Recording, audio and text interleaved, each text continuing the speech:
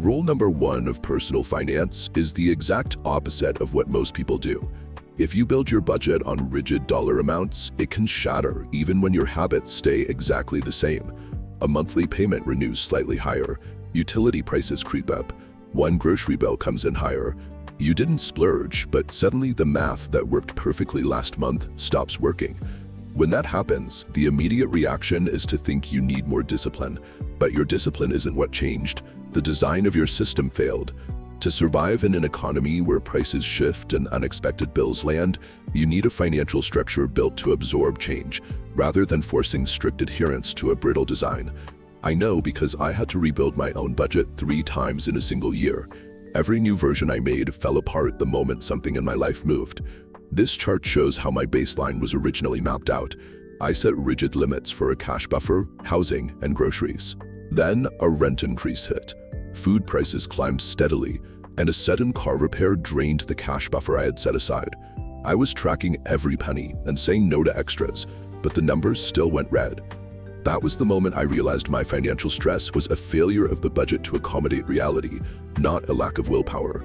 Before you try to fix or change anything about your structure, you have to spend exactly 1 week tracking every single dollar that leaves your account. That means logging every coffee, every trip to the store, and every small charge you swipe for and immediately forget. Most of us assume we already know exactly where our money goes, but when you pull the raw data, you almost always find subscriptions still running from old free trials, and small daily habits that stack up into massive monthly expenses. This chart shows the gap between what we think we spend and the actual data. The expectation is usually smooth and symmetrical. The reality is highly jagged, pulling heavily toward those invisible categories. You cannot build a system that survives tough times if you are designing it for an imaginary version of your life. You have to map the real data of where your money actually flows first. Once you have those numbers, you run straight into the most common trap, the snapshot budget. This is the practice of sitting down, writing out your income, listing your bills, and assigning firm dollar amounts to every category. At the exact moment you create it, the math is perfectly clean. Every dollar is accounted for, the columns balance, and the system looks functional. Then the real world starts moving. Gas prices shift on a Tuesday. Your utility usage fluctuates because of the weather. A friend invites you to dinner. A budget constructed entirely out of rigid, unmoving numbers in a world that constantly fluctuates is mathematically guaranteed to break. Relying on that single financial snapshot gives you a temporary sense of control, but it shatters immediately upon contact with any variable you didn't predict. Without the right structure to handle those fluctuations, you naturally start dipping into your long-term savings just to cover your standard monthly expenses. This chart shows what happens next. The steady growth of your savings stops entirely, and that consistent bleeding drains the buffer you kept for emergencies. Then an unexpected shock, like a medical bill, lands when there is nothing left to absorb it. Because the cash is gone, that expense goes onto a credit card. Now you are paying high interest on an emergency, actively digging the hole deeper. These compounding debt cycles almost never start with a massive careless shopping spree. They start from a systemic inability to absorb normal life friction. When this cycle repeats, it takes a psychological toll. People internalize the failure and falsely convince themselves they are just bad with money. But this exact pattern is a shared experience playing out across millions of households. It is the direct result of everyone using the same flawed structural models. There are 7 rules that fix this. They work by building flexibility, breathing room, and automatic adjustment directly into your monthly setup. First, you must understand the single most common structural flaw breaking budgets today, so you can build a network capable of handling the pressure. You can drop the self-blame right now. We are going to implement a dynamic financial system built for how the real world actually behaves. Most budgets fail for a surprisingly simple reason. They are built using rigid numbers to try and navigate a world where almost nothing stays the same. You know the drill. You sit down and write out all the standard recurring expenses, the monthly utilities, the phone bill. This diagram shows a standard budget layout. You punch in commuting costs, childcare, and a savings target. On paper, the math works perfectly. Seeing that bottom line balance to zero gives an immediate, satisfying sense of security. But that feeling is entirely based on the snapshot flaw. A fixed dollar amount represents a single frozen moment in time. Real life refuses to hold still for the camera. When you force a continuous, changing life into a static set of rules, you create a system that will inevitably break under pressure. Fast forward a few months, summer hits and the power bill spikes. Gas prices rise, making your daily commute far more expensive than you planned.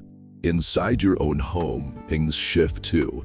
Childcare arrangements change, or your work hours dip unpredictably. This chart shows these forces colliding. As work slows, incoming cash drops, while outgoing expenses shatter their fixed targets.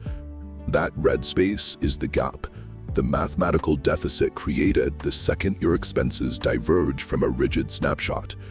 To cover that gap, the first instinct is usually to pull the difference straight out of your long-term savings.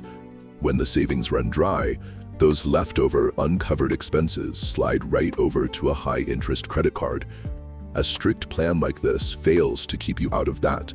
It only serves to hide the reality of your slide into it until the damage is already done. The structure has a second massive blind spot. It completely ignores irregular expenses.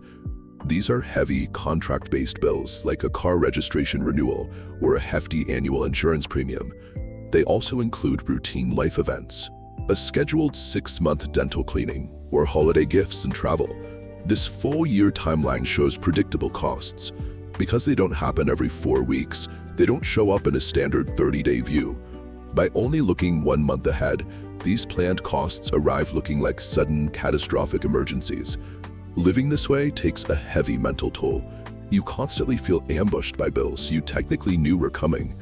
Limiting your financial vision to a short, repetitive loop generates a manufactured state of constant anxiety. When a plan fails like this, the usual advice is to squeeze your spending tighter. But the plans that actually survive tough times are built on the principle of architectural flexibility. Instead of fixed numbers, spending categories function as sliding scales that expand and contract proportionally as your actual income moves. Next, you give irregular costs their own dedicated holding space, slowly accumulating a fraction of income to cover them. Setting that money aside ensures that a heavy annual bill cannot suddenly derail the cash you need to operate day to day. Finally, you build in breathing room. Breathing room is intentional mathematical slack designed specifically to absorb the impact of a strange, atypical month. There are 7 specific rules to turn this concept into an active working system. But before you can pour the foundation for a resilient plan, you have to identify the habits that made your old ones so easy to break. Understanding why a financial plan fails is only the first step. If you keep the habits that caused the break, you effectively accelerate the damage. Most people map out an ideal scenario and hope for the best. But a budget is meant to survive unpredictable friction, not just describe a perfect month. Moving towards stability requires identifying and stopping 4 specific behaviors that trigger these structural failures. The first trap is setting your baseline around your best possible month. It usually happens after a streak overtime, a bonus, or a rare month where the bills were lower than average. You take that surplus and treat it as the new normal. This chart shows the mathematical mismatch.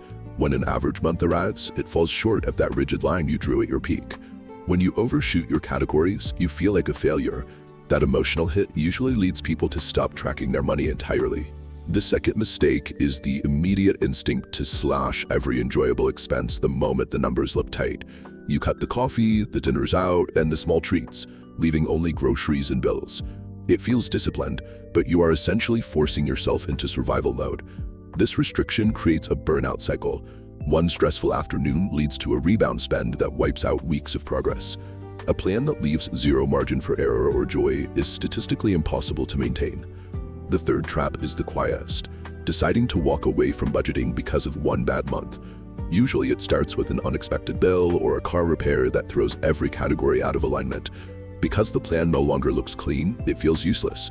But a messy month is just new information. The damage doesn't come from the overspending, it comes from abandoning the system instead of adjusting it. The final mistake is treating permanent price increases as if they are temporary.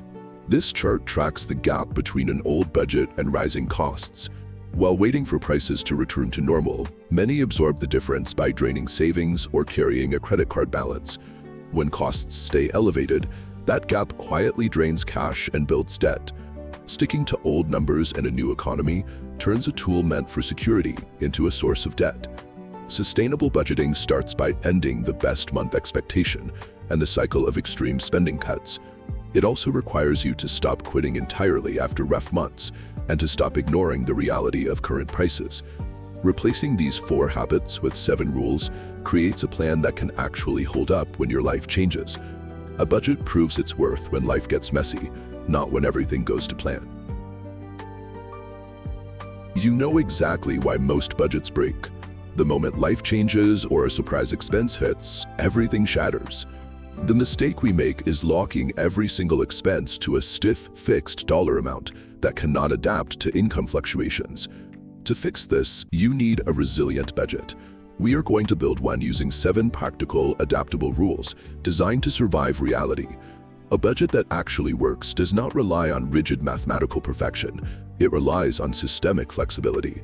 Rule 1 starts right at the kitchen table. Set your budget categories as shares of your take-home pay instead of fixed dollar amounts. When you convert rigid numbers into percentage sliders, categories automatically stretch or shrink as overarching income changes. Notice what happens when the income bar drops. Tied to percentages, the numbers stay steady without forcing a complete rebuild from scratch. Rule 2. Automate your savings so the transfer from checking happens immediately after payday. The money moves before you have a chance to touch it. Removing willpower from the process means you never have to decide to save. The money left in checking is simply what you work with. Rule 3 is about building a checking buffer that can eventually cover roughly 1 month of your core expenses. You do not have to build this overnight. Adding small amounts each pay period creates a cushion, so paying bills stops feeling like they are landing on top of a cliff edge. With a flexible structure, consistent automatic savings, and crucial breathing room, this foundation creates a resilient system, far less stressful than a standard list of monthly obligations. Next, we tackle living expenses. Rule 4. Keep your housing at a share of your income that still leaves room for the rest of your life. An oversized housing block crushes your other categories. An ideal target is the high 20s to low 30s as a share of take-home pay. As the housing block stabilizes, smaller essentials finally get the space they need to breathe. Rule 5. Create a dedicated flex category inside your budget. This specific line item exists entirely to absorb irregular friction. A school fee pops up, or a routine utility bill runs higher than usual. Instead of pulling from your core savings or putting that extra cost on a credit card, the money comes right out of the flex category. By anticipating inevitable friction with this buffer and keeping primary costs controlled, small surprises give your budget room to bend, instead of causing the entire month's finances to completely collapse. Rule 6 is maintenance.